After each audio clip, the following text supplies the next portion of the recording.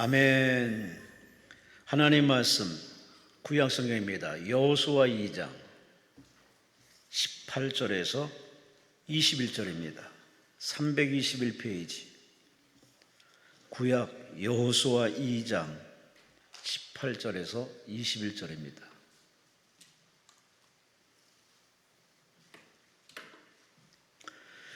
우리 18절부터 21절까지 우리 한 목소리로 말씀을 합독하십니다. 우리가 이 땅에 들어올 때 우리를 달아내린 창문에 이 붉은 줄을 메고 내 부모와 형제와 내 아버지의 가족을 다 내 집에 모으라. 누구든지 내 집문을 나가서 거리로 가면 그의 피가 그의 머리로 돌아갈 것이요 우리는 허물이 없으리라. 그러나 누구든지 너와 함께 집에 있는 자에게 손을 대면 그의 피는 우리의 머리로 돌아오려니와 내가 우리를 누설하면 내가 우리에게 서약하게 한 맹세에 대하여 우리에게 허물이 없으리라 하니 라합이 이르되 너희의 말대로 할 것이라 하고 그들을 보내어 가게 하고 붉은 줄을 창문에 매니라. 아멘. 오늘 강사 목사님은 오영택 목사님, 송파구 백제 구분로에 위치한 하늘비전교회 오영택 목사님이십니다. 본문을 가지고 붉은 줄을 창문에 매라 라는 제목으로 말씀 주십니다. 하나님께 감사와 영광 말씀을 시발합니다. 할렐루야. 기도하시겠습니다. 참 고마우신 아버지 하나님, 오늘도 은혜를 사모하여 주일 예배 마치고 이렇게 하루 지난 오늘도 또 사모하는 마음으로 달려왔사오니 기도할 때 응답 주시고 믿을 때 믿음대로 되게 하여 주시고 섬기는 교회 두고 온 가족들 하던 모든 일을 주님 손에 맡기오니 주께서 우리의 생각보다 더 좋게 역사하여 주시옵소서. 오늘도 성령이여 일하시고 성령께서 역사하여 주시옵소서. 예수님의 이름으로 기도합니다. 아멘. 우리 앞뒤 좌우로 한번 인사합니다. 반갑습니다. 은혜 많이 받으세요. 은혜 받으세요. 그래도 인사하자고 하면 좀 생글생글 웃으면서 인사를 해야 되는데 대충 인사하고 앞을 탁 쳐다보니까 제가 이렇게 펼칠 시간도 없잖아요. 이번에는 옆에 분들한테 하늘과 땅의 모든 복을 다 받으세요. 한번 그렇게 인사합니다. 시작. 하늘 땅의 모든 복을 다 받으세요. 신명기서에 보면 그 모세가 설교할 때 하나님께서는 우리를 낮추시고 시험하사 마침내 복을 주신다 이렇게 기록이 되어 있어요. 한번 여러분 그런가 안 그런가 신명기서 한번 8장을 열어보세요. 신명기서 8장을 딱 보시면 거기에 이렇게 나와 있어요. 한번 여러분 2절서부터 한번 보실까요? 2절서부터 보면 내 하나님 여호와께서 이 40년 동안에 내게 광야길을 걷게 하신 것을 기억하라.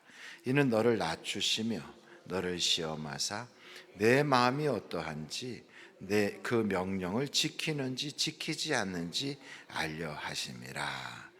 그러면서 거기에 8장에 16절을 한번 보세요. 16절. 그러면 거기에 이렇게 나와 있어요. 한번 같이 한번 읽어보실까요? 시작.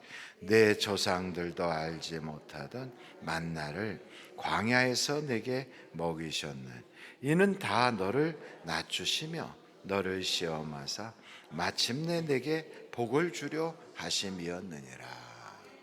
그러니까 우리가 신앙생활 열심히 하고 주님 뜻대로 살려고 하는데 자꾸 하나님이 나를 낮추시고 내게 자꾸 생각지 않았던 시험이 찾아오고 그러면 절망할 일이 아니라 기대심을 가져야 돼요.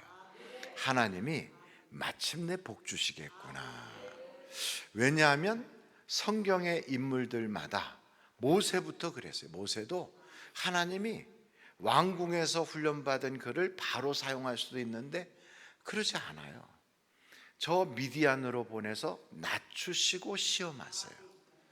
그리고 아브라함도 처음부터 그 약속한 아들을 주지 않고 낮추시고 시험해서 갔더니 가뭄이 들고 흉년이 있어서 도저히 살 수 없도록 만들고 여러 가지 어려움이 찾아와요.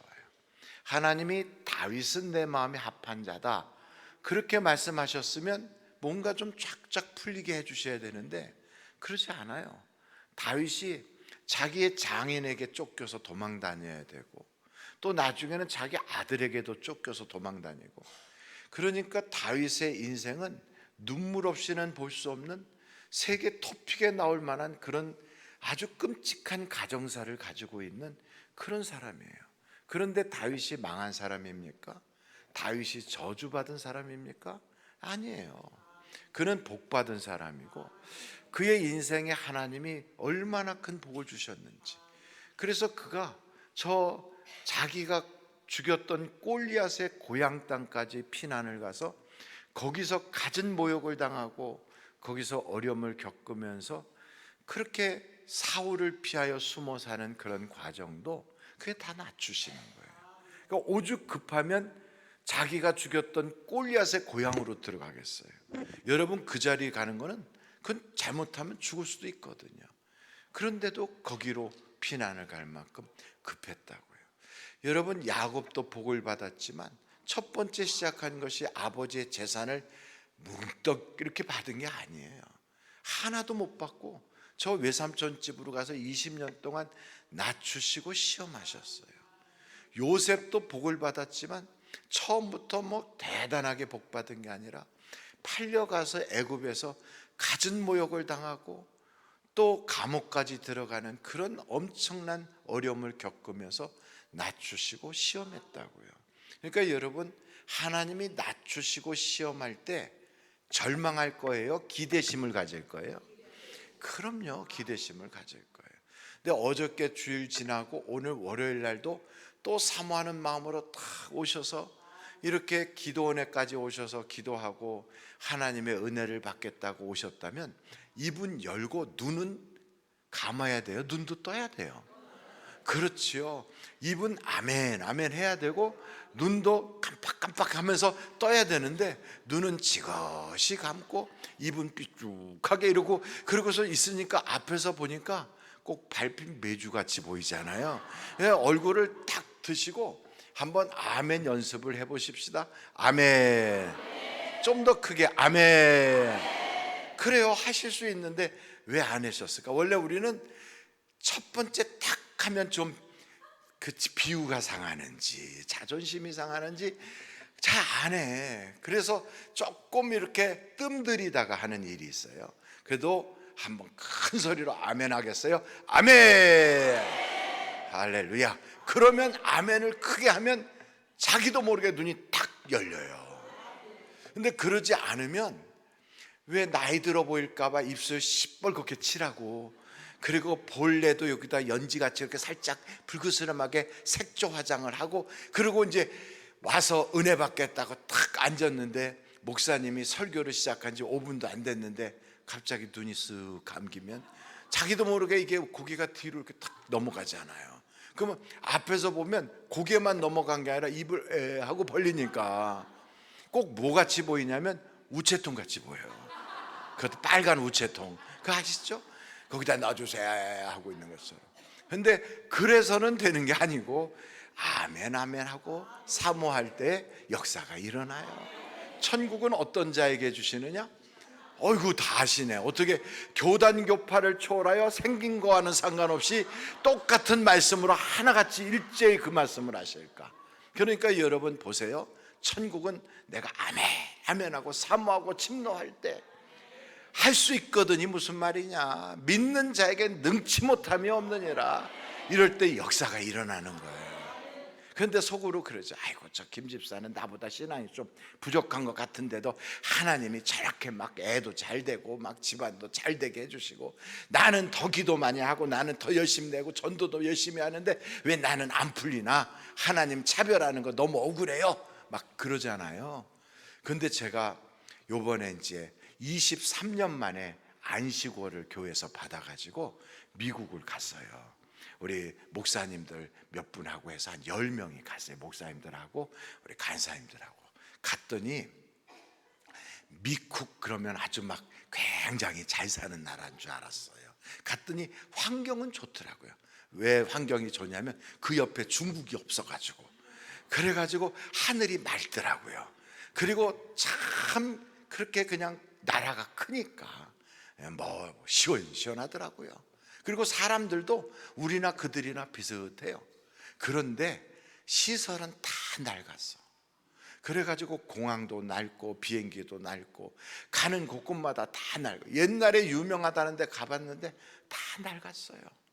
그래서 같이 갔던 어떤 사람은 그 미국의 아틀란타인가 하는데 주재원으로 오셨다는데 5년 동안 그 회사에서 파송해서 주재원으로 왔다는데 그분이 그러더라고요. 후진국에 오니까 살기가 힘들어요. 그래요. 미국이 뭐라고요?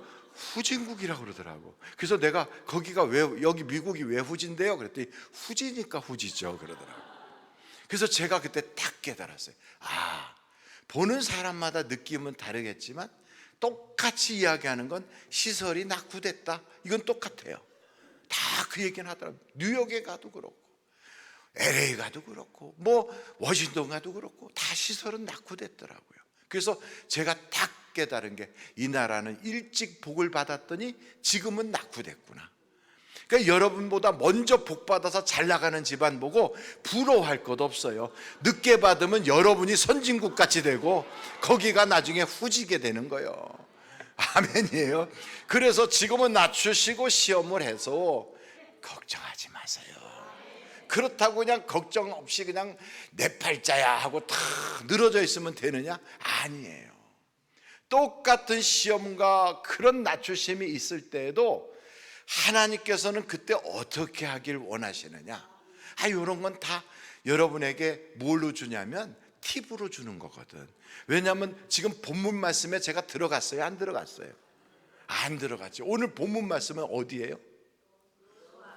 여호수아. 근데 지금 저는 어디 얘기를 하고 있어요? 신명기. 그럼 신명기는 여호수아하고 상관이 있어요, 없어요? 없어요. 근데 이런 얘기를 왜 하느냐? 팁으로, 보너스로 주는 거예요.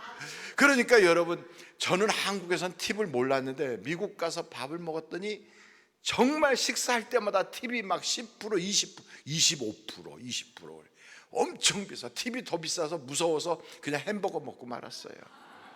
근데 어찌됐든 보세요. 목사가 이런 얘기할 때는 이게 핵심이야. 본문 말씀 듣고 설교 다 듣고 가면서도 아멘 하고 은혜 받을 수 있지만, 이렇게 사이드로 말씀할 때 그 은혜를 받으면 목사님을 세워서 저 얘기를 나들으라고 하나님이 하시려고 하는구나, 그거를 여러분이 알면 돼요. 그럼 왜 하나님께서 낮추시고 시험하냐? 그때 우리가 알아야 될 게 있어요. 모세도 다윗도 그리고 요셉도 그리고 야곱도 다 보면 그렇게 낮추실 때 그냥 나 죽었네 하고 억울하다 하고 막 몸부림치며 살면 기간이 길어요. 그런데 다윗은 그런 억울한 일에 빠져서 자기는 잘못한 게 하나도 없어. 골리앗 이긴 것밖에 없고 자기 장인한테 충성한 것밖에 없고 나라에 공을 세운 것밖에 없는데 그 왕이 시기 질투가 빠져서 그를 죽이려고 하는 거거든. 그러니까 억울하지요. 그런데 왜 하나님이 살아계시면서 역사의 주인이신 그분이 억울하게 할까? 이유는 딱 하나예요. 낮추시는 거거든. 시험하는 거거든. 근데 그 낮추시고 시험할 때 그는 어떻게 하는가? 여러분, 골리앗이라고 하는 사람이 고향이 어디예요? 잘 모르시는구나. 모를 때는 어디를 찾아보면 돼요? 목사의 얼굴을 봐야 돼요? 성경을 봐야 돼요? 그렇지. 성경을 딱 보면 여러분 사무엘상 7장에 보면 거기에 이런 말이 나와요. 4절, 블레셋 사람의 진영에서 싸움을 도두는 자가 왔는데 그 이름은 누구라고요? 사무엘상 17장 4절. 사무엘상 17장 4절. 같이 한번 읽어볼까요? 시작. 블레셋 사람들의 진영에서 싸움을 도두는 자가 왔는데 그의 이름은 뭐라고요? 골리앗이야. 그리고 어디 사람이에요? 가드 사람이에요. 가드 사람. 그의 키는 6규빗이 어마어마한 사람이거든. 그러니까 그의 고향이 어디예요? 가드. 그런데 사울 왕이 다윗을 죽이려고 하니까 다윗이 어디로 도망갔느냐? 이 가드로 도망갔어. 가드의 왕 아기스가 딱 보니까, 아니 저자는 천천히요 만만히요 했던 그 자가 아니냐. 그리고 죽이려고 하니까 미친 채까지 해갖고 살아났어요. 그런데도 도저히 살 길이 없어 또 갔어 거기를. 그래서 거기에 가서 얼마나 맞았는지. 왜 맞을까요? 취조하는 거거든. 이게 간첩인지 우리나라를 해치러 왔는지, 정말 사울한테 쫓겨서 살 수 없어 여기로 피난 온 건지 알 수가 없잖아. 그러니까 밤낮으로 두드려 팼어. 그래서 성경에 보면 내 눈물을 주의 눈물병에 담으소서, 저들이 종일토록 나를 치나이다. 그러니까 다윗이 억울하게 맞은 거예요. 엄청 많이 맞았어요. 미친 채 하다가도 겨우 살았는데 거길 또 들어갔으니 얼마나 맞았겠어요. 그렇게 매를 맞는데 하나님이 거기로 그를 왜 보냈는가? 이유가 있어요. 나중에 보니까 다윗이 그 아들 압살롬에게 쫓겨서 도망갈 때 다윗의 오른편에 딱 서서 다윗을 보호하는 군대가 있는데, 그 군대가 어디서부터 왔나 봤더니 가드에서 왔더라고. 그들은 누구냐? 블레셋 사람들이에요. 몇 명이 왔느냐? 600명이 왔어요. 그러니까 다윗이 가드로 피난 간 사이에 그들이 다윗을 통하여 누구를 만났느냐? 하나님을 만난 거예요. 그래서 뭐라고 말하냐면, 왕이시여, 왕이 가는 곳에 우리가 가고 왕이 죽는데 우리도 죽을 거예요. 걱정하지 마세요. 하나님께 우리는 맹세합니다. 당신의 하나님이 우리의 하나님입니다. 요 얘기가 똑같이 룻에게도 나오거든. 그러니까 여러분, 이런 놀라운 역사가 다윗을 통하여 블레셋 속에서 일어나는 거예요. 오베데돔이라고 하는 인물이 성경에 보면 사무엘 하에 등장해요. 그가 어디 사람인가 봤더니 그가 바로 가드 사람이에요. 그러니까 성경을 쭉 보다 보니까 이 사람들이 다 언제 왔느냐? 다윗 때 왔단 말이에요. 그래서 다윗을 통하여 누구를 만나느냐? 하나님을 만나는 거예요. 그러니까 우리는 내가 잘 나갈 때 전도가 잘 되고, 내가 승승장구할 때 사람들이 나보고 예수 믿고. 그런데 제가 교회에서 목회를 1983년도부터 했어요. 그러니까 꽤 오래 했잖아요. 별로 놀라지를 않는구나. 예, 83년도부터 목회를 했으면 꽤 오래 했거든요. 그런데 생각해 보세요. 그때부터 쭉 해오면서 잘 나갈 때 전도한 사람들은 그 사람이 잘 안 나가면 다 떨어져 나가더라고. 다 떨어져 나가. 그 사람이 상무이사일 때, 부회장일 때, 그 사람이 뭐 검사로 있을 때, 이럴 때 전도한 사람들은 그냥 그때 있다가 대부분은 그때 한 80~90%는 현직에서 그분이 물러나면 다 떨어져 나가. 없어요. 근데 그분이 어려울 때, 시험 당할 때, 힘들 때 전도한 사람은요, 새벽 기도도 하고 금요철에도 나오고, 그가 잘 되면 같이 복 받았다고 좋아하고, 그가 어려워도 전혀 시험 당하지 않아. 그래서 제가 딱 볼 때, 아, 하나님은 그때 역사하시는구나. 요셉이가 종으로 팔려갔을 때 주인이 또 그 감옥에 들어갔을 때 옥졸이 그를 딱 보면서 무슨 얘기를 하냐면, 하나님이 너와 함께 하시는구나. 잘 안 나갈 때예요. 그가 어려움 당할 때예요. 그러니까 여러분, 고난이 찾아오고 문제가 심각하고, 아이고 왜 하나님이 나를 낮추시나 이럴 때, 하여간 얼굴에다 내천자 쓰고 불평하고 원망할 것이 아니라, 그래도 우리에게는 하나님이 우리를 향하신 뜻이 있다 이 말. 뜻. 그게 뭐냐? 항상 기뻐하라 이 말. 항상. 야, 넌 뭐가 좋은데 그렇게 기뻐하니? 하나님이 나를 구원해 주셨잖아. 나는 오늘 죽어도 천국 간단 말이야. 이 세상에서 고난이 많아도 이걸 믿음으로 연단을 딱 통과하면 하나님이 면류관 주신다고. 나는 물질이나 환경에 좌우되는 믿음이 아니라 하나님 바라보는 변치 않는 믿음이야. 그걸 통하여 주변 사람이 도전받고 전도되게 하는 거예요. 어려운 문제 생기고 내가 견디기 힘들 때는 아버지 하고 주님께 기도하라는 거예요. 기도. 그리고 어떤 일을 만나든지 먼저 감사부터 딱 하는 거예요. 그래서 여러분 감사표를 만들어서 하여간 무슨 사건이든 일이든 거기다 감사표를 딱 붙여버려. 애가 학교 갔는데 팔이 부러져서 왔어. 그래도 하나님 감사합니다 딱 붙이는 거예요. 얼마나 감사해. 눈 멀어가지고 오지 않고 팔 부러진 거니까 이거는 다시 피면 되니까. 생각을 바꾸면 다 감사할 일이에요.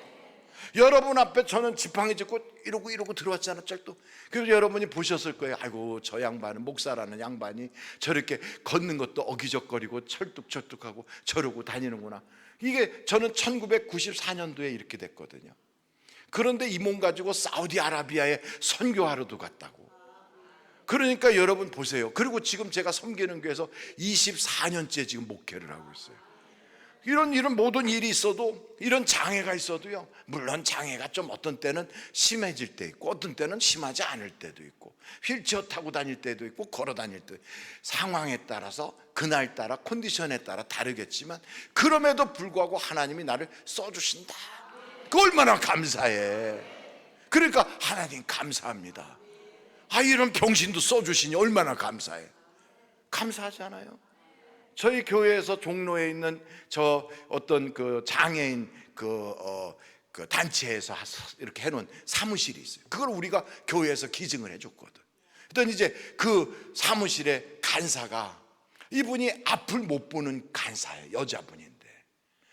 그런데 이분이 앞만 못 보는 게 아니라 휠체어를 타는 척추장애자예요. 그러니까 여러분 생각해 보세요.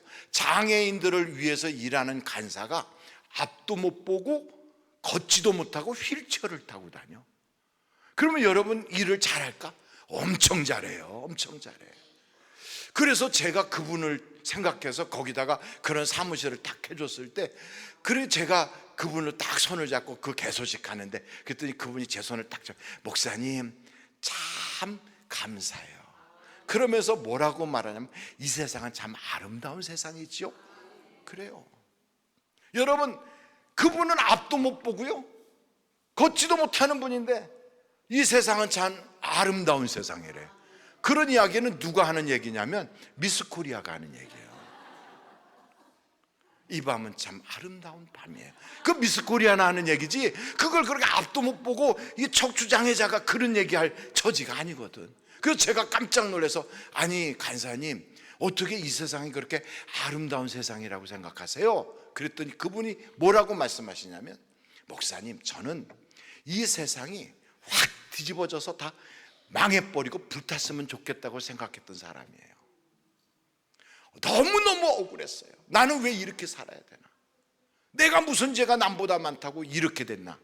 그게 너무 억울했어요. 그런데 하나님을 만났어요. 하나님을. 나 같은 병신, 나 같은 장애인을 하나님이 당신의 딸로 삼아주셨잖아요. 이게 너무너무 감사해서 이 소식을 누군가에게 전하고 싶은데 어떻게 전할 수가 없어가지고 휠체어를 타고 이렇게 나와서 이렇게 그 종로 그 뒷골목을 가는데, 여러분 종로 뒷골목에는요 주민번호도 없이 사는 사람들도 있어요. 그리고 거기에는 벌방이라고 이렇게 쪽방 같은 게 있는 데도 있다고요. 근데 거기를 이렇게 가니까 그런 데서 알코올 중독돼 가지고 눈이 풀려서 이렇게 엎드려 있던 사람이 이렇게 보니까 앞도 못 보는 여자가 휠체어를 타고 나와 가지고 가는데, 그게 휠체어가 그냥 평지면 쫙 가지만 언덕이 조금 있거나 앞에가 뭐가 이렇게 모서리 같은 게 있으면 못 올라가. 근데 거기서 끙끙거리고 막 있으니까 그걸 보던 분이 너무너무 답답하잖아. 그러니까 자기가 알코올 중독에 비틀비틀하면서 나갔고, 여보셔 왜 대낮부터 이렇게 나와가지고 사람 속색여? 그러면서 어디 가려고 나왔어? 이렇게 묻는데요. 아, 나 당신 만나러 나왔어. 에이 아니야, 하나님이 당신 만나라고 내보냈어. 그러면서 전도를 하잖아요.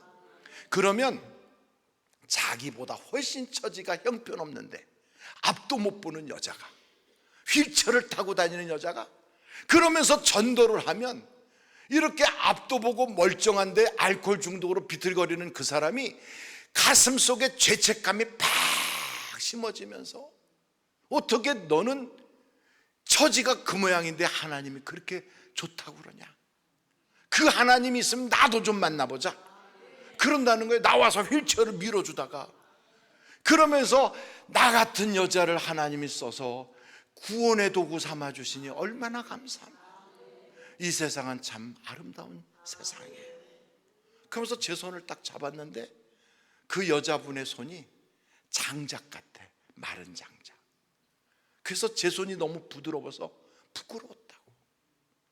여러분, 그렇게 낮은 데서부터 들리는 복음이 얼마나 위대하게 사람을 팍 뚫고 들어가는지 몰라. 혹시나 여러분에게 낮추시고 시험하는 일이 있다면 그건 절망할 일이 아니에요. 낙심할 일이 아니에요. 하나님의 일을 할 때인 걸 알아야 돼요. 그래서 나는 이렇게 낮추시고 시험할 때 아고 먹고 살기가 힘들어 돈 하고 살 일이 아니라, 사람이 떡으로만 살 것이 아니라 말씀으로 사는 거야. 이걸 붙잡으라는 거예요.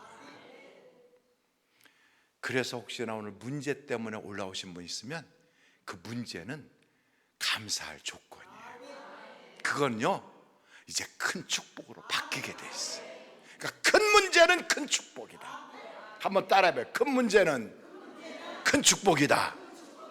별것도 아닌데 이렇게 얘기하는데 돈 드는 것도 아니고 세금 내라는 것도 아니고 이력서 가져오라는 것도 아닌데도 눈을 턱 감고 가만히 있는 분도 있어. 아이고 그러니 뭐 어떻게 하겠어. 이럴 때는 다시 한번 해야지. 두 눈을 뜨세요. 그리고 절 봐요. 그리고 이렇게 외치는 거예요. 큰 문제는 큰 축복이다. 시작. 큰 문제는 큰 축복이다. 여리고성에 사는 그 여자, 그 여자의 팔자는 기구한 팔자예요. 아니 하필이면 글쎄 기생일까? 그 옛날 기생이니 얼마나, 우리로 말하면 물론 주막의 여자일 수도 있어요. 그런데 그런 정도가 아니라 그냥 기생이래. 이 남자도 들리고 저 남자도 들리고 아무나 들어오는, 무슨 관광지도 아닌데 거기는 다 거쳐가는 그런 기생집이라. 그러니 여리고성에 사는 기생집이, 거기가 알고 보면 가장 향락과 타락이 많은 곳이니 하나님이 심판하자면 거기부터 심판해야 되잖아요. 근데 이게 아니라 하나님이 정탐꾼을 보냈는데 그 집으로 들어온 거예요. 그 집으로. 여러분, 알고 보면 우리의 행위를 통하여 구원받는 게 아니더라고요. 하나님의 은혜로 구원받는 거예요. 그 정탐꾼이 찾아온 것은 이 여자에게는 엄청난 기회예요. 엄청난 기회. 그 정탐꾼이 딱 왔을 때 여러분, 여리고성에 사는 사람들하고 전혀 다른 사람, 냄새도 다르고 의상도 다르고 행태도 다른 그 사람이 딱 보이면 아, 정탐꾼이구나, 이스라엘 스파이구나, 눈에 딱 띄지. 다 알지. 그러니까 기생집에 딱 들어갔을 때 벌써 동네방네 소문이 나서 신고가 들어갔잖아요. 그러니까 바로 여리고 왕이 그냥 군대를 쫙 보낸 거예요. 그러니까 내 집에 들어온 그 이스라엘 정탐꾼을 끌어내라. 그러니까 이 여리고성에 사는 기생 라합이 하고 들어온 건 사실인데요. 그런데 방금 나갔어요. 저 문으로 지금 나갔으니까 빨리 쫓아가면 잡을 수 있어요. 이런 얘기를 우리는 흰 거짓말이라고 하거든. 하얀 거짓말. 어떤 사람은 새빨간 거짓말 하는데 어떤 사람은 하얀 거짓말. 근데 이렇게 돼서 이 정탐꾼을 살려줘요. 이거는 윤리 도덕적으로 문제가 있다, 국가 간에 문제가 있다. 우린 지금 그걸 얘기하자는 게 아니에요. 중요한 게 있어요. 하나님께서 주신 기회를 붙잡으라 하는 거죠. 정탐꾼이 와서 여리고성을 정탐을 했나요? 안 했나요? 안 했어요. 오자마자 기생집에 들어갔다가 그게 바로 그날 밤에 도망가가지고 산에 숨었다가 돌아갔어요. 무슨 정탐을 해? 그럼 정탐하러 보냈다고는 하지만 하나님이 왜 두 사람을 보냈을까? 그 사람 구원하려고. 여기 계신 여러분들, 우리는요 하나님의 축복을 넝쿨째 받은 사람이에요. 복이 막 넝쿨째 들어온 사람이에요. 그냥 된 게 아니고요, 하나님의 계획과 섭리 가운데 우리가 구원받았다고. 지금 내가 처지가 어렵다고 그런 거 볼 거 없어요. 하나님이 나를 구원할 때는 그냥 구원한 게 아니야. 여러분, 로마서를 한번 찾아보겠어요. 이렇게 성경을 찾아서 갈 때 눈 감고 계시는 분은 졸음이 더 많이 와요. 이상하게 있는 자에게는 더 있게 하시고 없는 자에게 있는 것도 뺏긴대잖아요. 은혜가 있는 자에겐 은혜가 더 있게 하시고 졸음이 온 자에겐 졸음이 더 오게 하셔. 자, 로마서 한번, 로마서로 가셨습니까? 8장입니다. 로마서 8장. 자, 한번 보실 텐데 28절서부터 30절까지 한번 보시겠어요? 28절부터 30절. 우리가 알거니와 하나님을 사랑하는 자 곧 그의 뜻대로 부르심을 입은 자들에게 모든 것이 합력하여 선을 이루느니라. 하나님이 미리 아신 자를 또한 그의 아들의 형상을 본받게 하기 위하여 미리 정하셨으니 이는 그로 많은 형제 중에 맏아들이 되게 하려 하심이라. 미리 정하신 그들을 또한 부르시고 부르신 그들을 또한 의롭다 하시고 의롭다 하신 그들을 또한 영화롭게 하셨느니라. 여기에요, 이 단계가 이게 바뀌질 않아. 이게 순서가 딱 맞아. 그래서 미리 아시고 미리 정하시고 또한 부르시고 의롭다 하시고 영화롭게 하시고. 그러니 여러분을 이렇게 의롭다고 부르셔서 성도, 의인, 영적인 하나님의 자녀 삼은 것은 그 전에 우리는 몰랐지만 하나님이 미리 아시고 미리 정하시고 우리를 부르셨다 이 말이에요. 그러니까 기생이지만 하나님이 미리 아시고 그리고 미리 정하시고 그리고 정탐꾼을 보내서 부르신 거다 이 말이에요. 그러니까 그 과정이 벌써 나는 몰랐는데 이전에 꽉 채워진 과정이 있는 거예요. 그만큼 나는 모르고 살았지만 하나님은 나를 먼저 사랑하고 계셨다. 먼저. 이걸 안다면 여러분, 하나님이 그냥 말로만 사랑하고 끝납니까? 아니에요. 하나님은 우리를 사랑하시는 걸 몸소 보이셔요. 그래서 사랑을 확증하신다고. 확증. 어떻게 보이시느냐? 아들이 하나밖에 없는데 그분을 보내셔서 우리가 죄 때문에 마땅히 죽어야 될 그 모든 죄를 그분이 십자가에서 싹 해결해 주시고 다 갚았다, 다 해결했다. 그래서 누구든지 그 예수님을 내가 영접하고 주님 하든지 구주, 구세주님, 구원자님 이렇게 하면서 그분을 영접하면 하나님의 자녀가 되는 권세를 주시는 거예요. 이야, 이거 얼마나 놀라워요.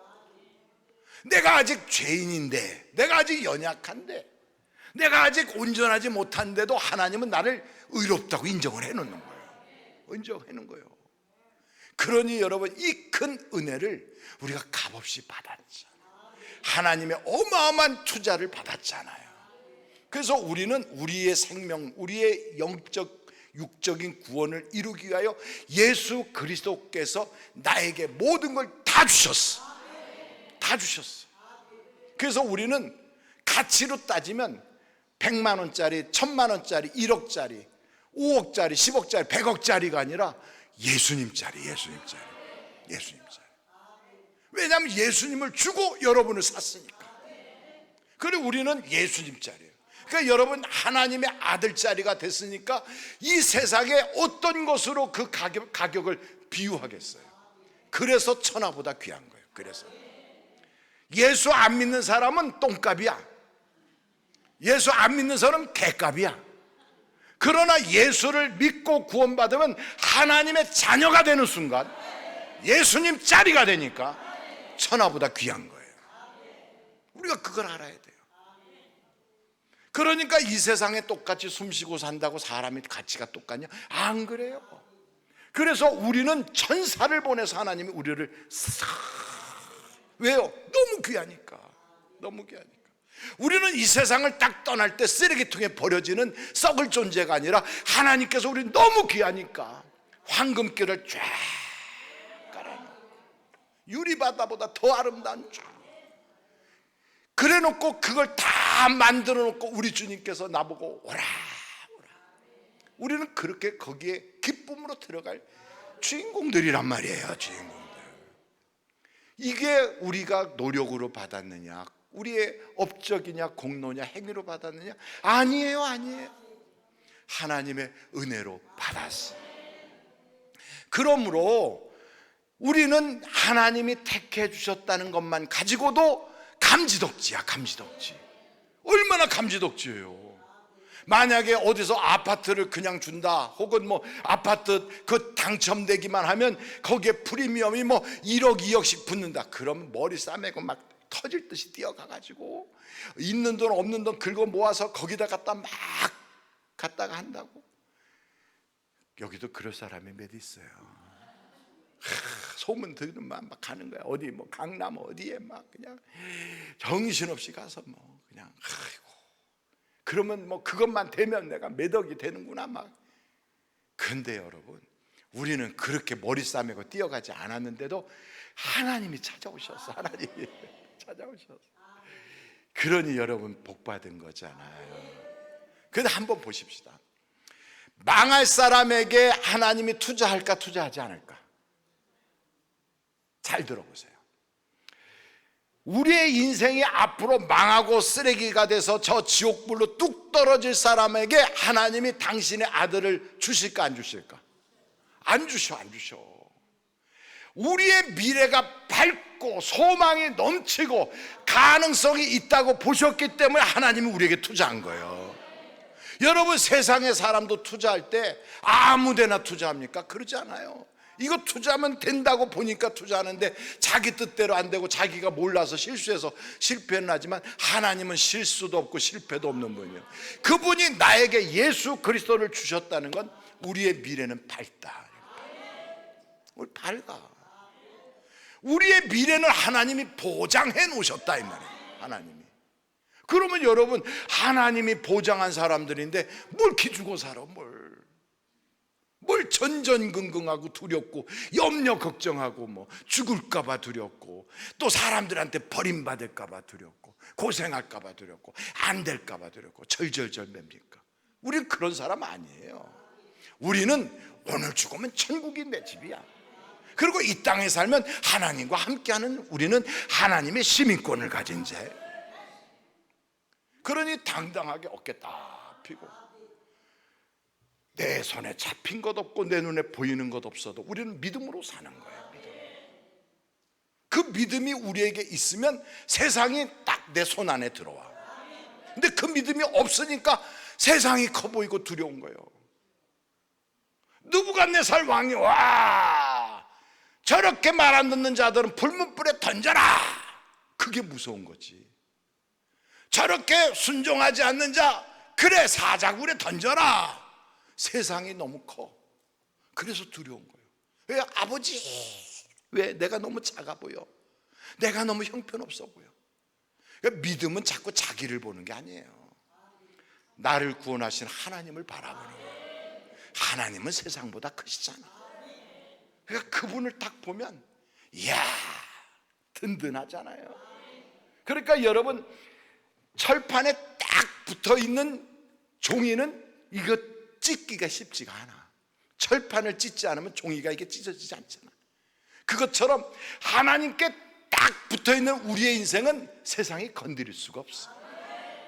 왜? 세상보다 크신 분이 내 편이니까. 그래서 우리 주님이 약속하셨잖아요. 하나님이 나를 위하신데 누가 나를 정죄하리요? 우리 그런 믿음으로 사는 거예요. 그러니까 기도를 아무리 많이 해도 그 믿음이 없으면 두렵고 떨림으로 나가는 거예요. 마귀는 우리를 무엇으로 삼키냐면 두려움으로 삼켜요. 두려움으로. 마귀는. 그러니까 마귀가 오면 항상 두려워. 그래서 주님이 오시면 두려워 말라, 믿기만 하라, 그렇게 말씀하세요. 그러니까 마귀와 하나님의 일하시는 방식이 달라요. 그러니까 주님 믿는 사람은 두려움이 없어요. 목숨이 다 따는데도 두렵지가 않아. 왜냐하면 지금 죽으면 천국이고 살면 주님과 함께하고. 그런데 그런 하나님이 믿어지지 않는 사람은 세상이 다 두려워. 애가 학교 가면 학교 간 애가 두렵고, 직장 간 남편 보면 그래도 두렵고, 또 남편이 잘 나가면 또 잘 나가서 두려워. 그래서 내가 물어봤어. 잘 나가는데 왜 두려워? 그러니까 옆에 뭐 이상한 여자들이 낄까 봐 두렵대. 그러니까 이 세상에 두렵지 않은 게 없어. 다 두려워. 먹으면 먹어서 두려워. 왜? 체할까 봐 두렵고. 또 이상하다 그러면 의사가 와가지고 정밀 검사 한번 받아보시죠. 그럼 그때부터 사시나무 떠듯이 떨어. 이렇게 목사님 이러면서 평상시에 오지도 않던 여자가 와가지고, 그래서 하나님이 가끔 목사 만나라고 일부러 흔들어 주는 것 같아. 이렇게 너무 목사가 불러도 안 오던 여자도요, 의사가 한마디 하면 목사한테 자기 발로 뛰어와. 참, 그래서 참 하나님은 은혜예요, 은혜. 두려움이 가득한 사람은 내가 믿음이 적구나, 이걸 알아야 돼. 근데 이 여자에게 찾아온 이 기회, 여러분에게도 찾아왔을 거라고요. 여러분 예수 믿게 된 건 엄청난 은혜라는 걸 알아야 돼. 내가 지금 사는 곳 주님의 크신 은혜요. 그럼요, 안 죽고 살았잖아. 주를 믿게 된 것은 더욱 크신 은혜. 와, 그 은혜 받았으면서도 안 받은 척하고, 그리고 맨날 어디서 의도 터진 것처럼 억울하게 그러고. 여러분, 우리의 믿음이 하나님 중심의 믿음이어야지 현상을 믿는 자가 되면 안 돼요. 사람들이 나한테 좀 잘해주면 그럼 하나님이 살아계신 것 같고, 사람들이 등 돌리면 하나님이 안 계신 것 같고, 돈이 좀 들어오면 하나님이 계신 것 같고, 돈이 잘 안 들어오고 나가면 하나님 안 계신 것 같고, 골프를 탁 쳤는데 홀에 들어가면 하나님 계신 것 같고, 그 홀 옆으로 쑥 굴러가면 하나님 안 계신 것 같고, 밤새도록 화투를 치는데 손바닥에 아무런 패가 안 들어오면 하나님 안 계신 것 같고, 좋은 패 들어오면 하나님 계신 것 같고. 여러분이 웃었지만 그게 다 같은 믿음이요, 다 같은 신앙이에요. 그게 다 같은 소리야. 그래서 여러분, 현상을 믿지 말고 변치 않는 하나님을 믿으라, 이 말. 하나님을. 이 여자가 그러잖아요. 내가 당신을 살렸으니까 당신들이 나를 살릴 수 있는 방도를 내라. 그랬더니 우리가 떠난 후에 너희 집에 붉은 끈을 메고 너의 아비의 집에 모든 사람을 다 불러들이라. 여러분, 정말 제일 힘든 게 가족전도예요. 가족전도. 오라면 옵니까? 안 옵니까? 안 와. 가까울수록 더 말을 안 들어. 제가 어떤 분한테 물어봤더니 세상에서 제일 말 안 듣는 사람이 누구냐 그랬더니 목사님들이 말을 제일 안 듣는데. 그래서 목사님들을 세 분을 줄을 이렇게 세우는 것보다 차라리 그 여러분 요 저기 바퀴벌레 아십니까? 바퀴벌레 3마리 줄 세우는 게 더 낫다고 그러더라고요. 아이고, 야 참. 근데 그분들하고 같은 동급에 있는 분들이 누구냐 그랬더니 교수님들이래. 그러니까 남을 가르치거나 남들에게 영향을 끼친다는 사람은 죽도록 남의 말을 안 들어.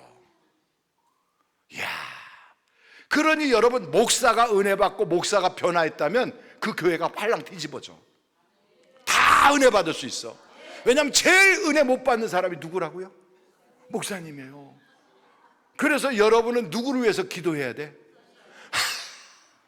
그래서 우리 교회는요, 저 은혜 받으라고 얼마나 기도하는지 몰라. 목사가 변해야 교회가 달라진다. 가정에서는 아버지가 변해야 가정이 달라진다. 근데 요즘은 달라졌어요. 어머니가 변해야 가정이 달라진다. 그래서 제가 물어봤어요. 왜 그렇게 달라졌냐 했더니 눈 떴다고 맞았대, 아침에. 참, 우리나라 여자들은 복받은 여자들이에요. 복받은 여자.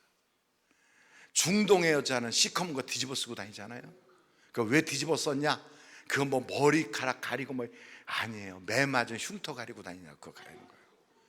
그 여자들은 법적으로 매맞게 돼 있어요. 코란경에서 때리라고 돼 있거든. 자기 아내는 때리라 그래요. 말 안 들으면 때리라. 그러니 여러분, 그 폭력에 의해서 멍든 곳곳을 감추느라고 불쌍한 여자들이에요. 그리고 나서 그 자기 부인한테도 내가 둘째 보려고 하는데 괜찮냐? 여러분, 둘째 본다고 그러는데 괜찮다고 할 사람 손 들어봐. 없어. 그런데 그 나라는 된다고 그러지요? 왜 된다고 그럴까? 거절하잖아요. 그러면 이혼이야 세 번 얘기하면 그 여자는 이혼이야. 그러니까 얼마나 비참해. 셋째 보겠다 그래도 예. 넷째 볼게 네. 그래가지고 어디 여행 가면 앞에 남자 탁 하지요, 뒤에 여자들이 쭉 가. 뚱뚱한 여자부터 가느다란 여자까지. 그 뚱뚱한 여자가 첫째 부인이야. 그리고 나이가 막 자기 딸내미 같은 나이의 애가 그게 마지막 부인이야. 그리고 쭉 가요, 쭉 가. 불쌍하게 이루 말할 수 없어.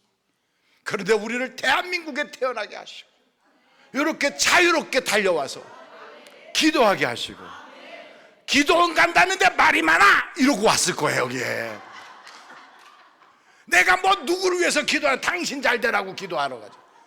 큰 소리 빵빵 치며 왔잖아. 근데 남편은 찍소리도 못하고, 곰탕 이렇게 끓여놓으면 오래 걸리겠구나 하니까 참 기가 막히죠. 그런데 지금부터 한 4,000년 전에 생각해봐. 한 4,000년 전에 그 기생으로 사는 비참한 여자에게 구원의 하나님의 사랑이 간 거예요. 그걸 딱 받은 거예요. 그리고 아버지, 동생들아, 오빠야, 우리 집에 와야 된다. 여기 와야 살아, 여기 와야 살아. 가족 구원하기가 얼마나 어려운데. 하나님이 낮추시고 시험한 이유는 뭐 하라고 그랬다고요? 우리를 통하여 구원의 통로가 되라고 하는 거예요. 구원의 통로 삼아. 아이고, 먹고 살기도 힘든데, 내가 지금 팔자가 보통이 아닌데 좀 나눠주면서 꿔주면서 전도하게 하시지. 왜 하나님은 이렇게 가서 돈 아쉬운 소리 해가면서 전도하게 할까? 그래서 하나님이, 사람은 할 수 없는 걸 하나님은 하신다. 기가 막히게.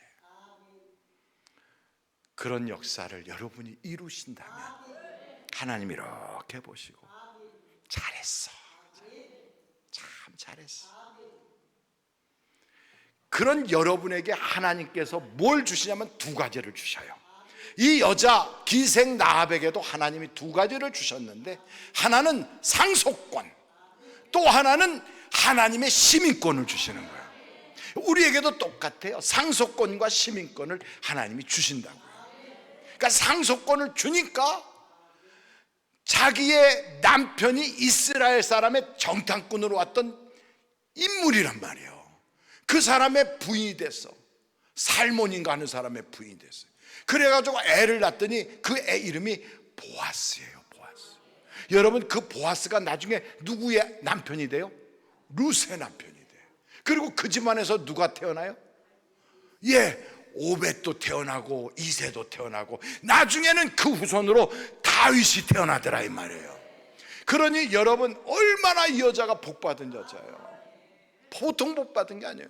그러니까 세상적으로 볼 때도 보아스가 대단한 부자라 그 베들레헴에서 유력한 인물이잖아요.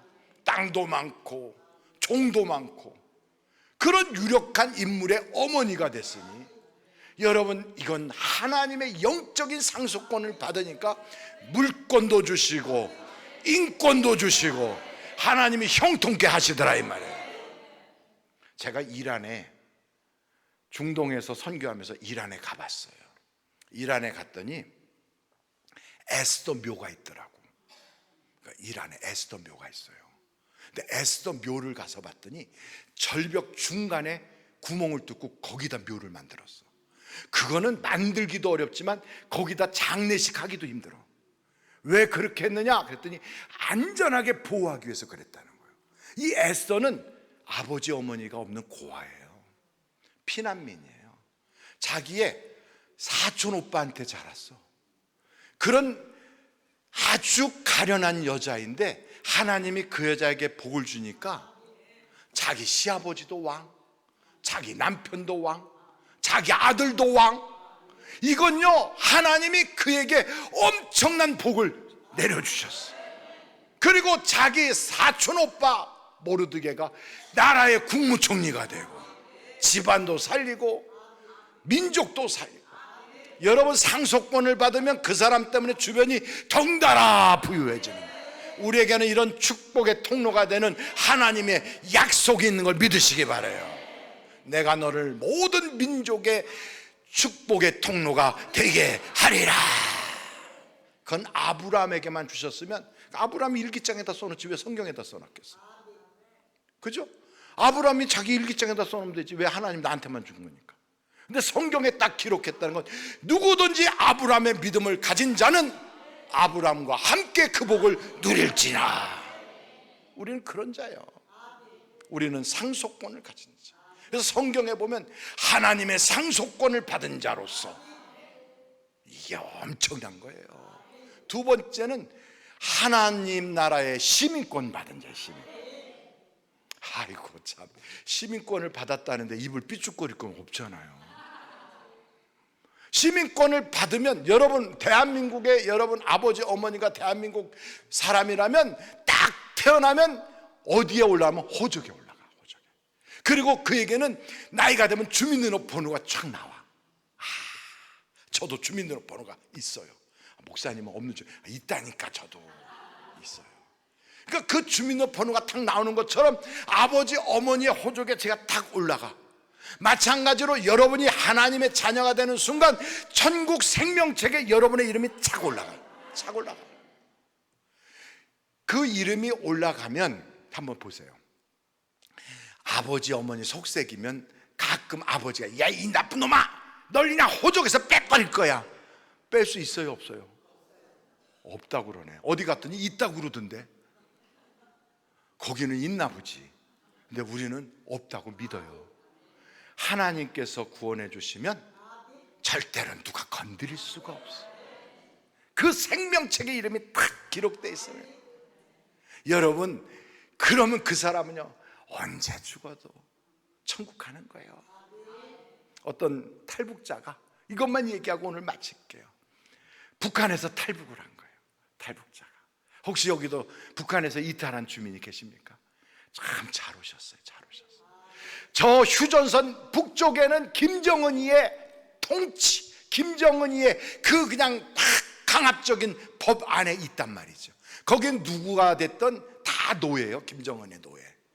그 여자들은 성적 노예, 육신적인 노예, 온갖 노동의 노예고, 남자는 그냥 죽으나 사나 그냥 그 앞에서 아부해가면서 살아야 되는 비참한.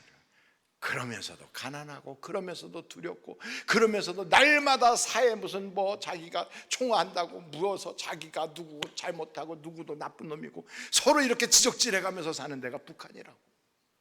거기 살면서 도저히 살 길이 없어서 하여간 생명 걸고 남한으로 딱 왔어요. 자유대안의 품에 딱 안기면 그때부터 자유대안의 법으로 보호가 되는 거예요. 그러니까 여러분, 죄의 법 아래 있다가 하나님께서 그를 구원하여 주셔서 생명과 성령의 법으로 딱 들어오잖아요. 그러면 저주는 떠나가는 거예요. 그런데 그분이 그러더라고요. 한국에 왔는데도 여전히 밤에 잘 때 되면 꿈에 요독에서 고생했던 거 꾸고, 북한에서 어려웠던 거 막 죽일 것 같이, 어떤 때는 막 짐승이 막 쫓아오는 그런 꿈을 아주 막 악몽을 꾼대. 그런 악몽. 마찬가지로 우리도 예수 그리스도를 구원자로 믿고 예수의 피로 죄 씻음 받았어도 여전히 내 속에 있는 양심이 너는 죄냐? 너는 지난주도 죄를 졌어. 너 같은 놈은 지옥 갈 수밖에 없어. 우리에게 이리 때처럼 막 물어뜯으려고 온다고요.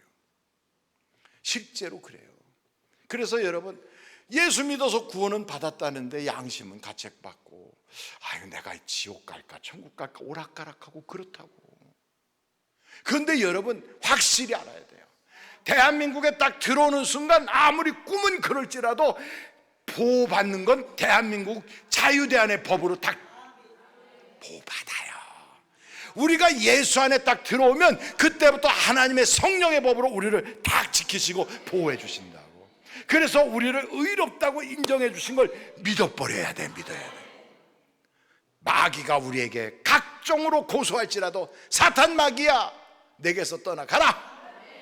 예수님의 그 사랑으로, 하나님의 은혜로 나는 구원 받았느니라 외치는 거예요. 믿는 거예요. 입으로 고백하고 믿는 거예요. 그러면 내 속에서 성령이 움직이기 시작해서, 처음 시작은 미약할지라도 이 성령이 어제와 다른 오늘을 만들어가고, 전에는요 문제 있으면 술집에 갔거든. 그래가지고 앉아가지고 푸념하면서 친구하고 앉아가지고 계속 넋두리하고, 그런데 서서히 변하더니 기도원으로 와 있어. 그 여자가 저기 와 있나 봐. 그래가지고 기도원에 와서 문제가 있으면 기도로 풀어가기 시작해. 변한 거예요.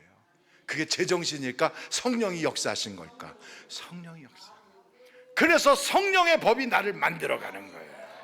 그러므로 여러분, 아직은 온전하지 못해도, 아직은 내가 미약하고, 아직은 내가 수시로 넘어질지라도 내 속에서 하나님을 사랑하고 또 사랑하고 또 사랑하고 또 사랑하면 하나님께서는 합력하여 선이 되게 해주시고.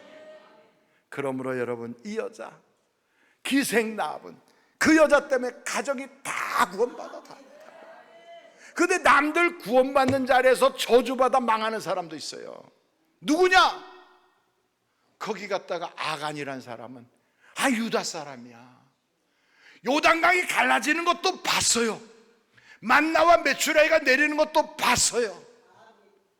엄청난 체험을 다 했는데도 물욕에 빠져가지고 하나님 거 건드리지 말라는 걸 내려먹다가 거기서 멸망당하는 사람하고 똑같이 돌 맞아 죽었어. 거기가 아골골장이라고. 저는 봤어요. 하나님 거 도둑질하다가 얻어맞는 거 봤어. 목사인데 신방하면서 받은 돈, 그거 뒷돈으로 챙기다가 얻어맞는 거 봤어. 장로인데 교회에서 헌금 개수한다고 하면서 슬슬 빼다가 나중에 그 손 완전히 불타가지고 이렇게 오그라진 거 봤어. 그 정도만 됐기를 다행이지 지옥으로 떨어지면 어떻게 할 뻔했어. 성경에 나와 있어요. 울고불고 해도 다시 회복할 기회가 없더라. 우리는 깨달아야 돼요. 하나님이 주신 기회를 헛되이 받지 말자. 헛되이 받지 말자. 그래서 여러분, 기생 나합이지만 하나님이 그를 사랑하여 딱 부른 것처럼 우리의 행동과 삶의 모습은 기생처럼 천하고 냄새나지만 하나님이 날 불러주셨고 날 사랑하셨구나. 이건 하나님이 나에게 전적으로 복 주시려는 하나님의 역사구나. 이 사실을 믿고 오늘도 하나님께 주여 하고 기도하다 보면 응답이 쏟아질 줄로 믿습니다. 우리 한번 다 같이 기도하겠어요. 우리 주여를 세 번 부르고 통성으로 우리 사회 보시는 목사님 나오실 때까지 간절히 기도합니다. 주여!